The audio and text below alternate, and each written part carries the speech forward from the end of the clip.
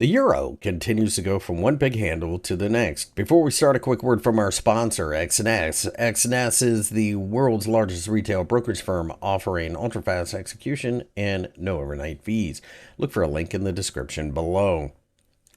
The euro has rallied slightly during the early hours on Thursday, but keep in mind Thursday was Independence Day in the United States, and perhaps even more importantly, we get the non-farm payroll numbers on Friday in what could be a somewhat thin session. So with that being said, I think you have to be cautious about reading too much into this chart.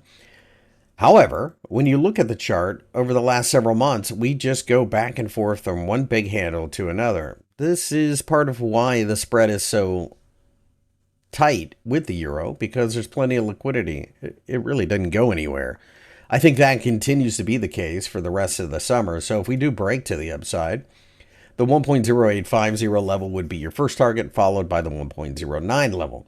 A breakdown from here opens up a move down to the 1.0750 level and then possibly the 1.07 level.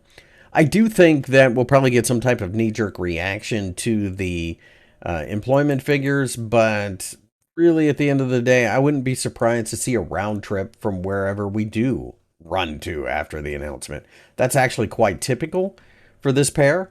It tends to go all over the place and end up where it started.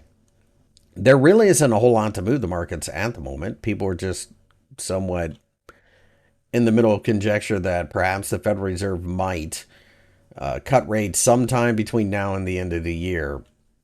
But the ECB already has, so that would basically put us to where we were about a year and a half ago, or a year ago. So with that, this is a market that I think continues to be very noisy and nonsensical. If you like the video, give me a thumbs up and subscribe.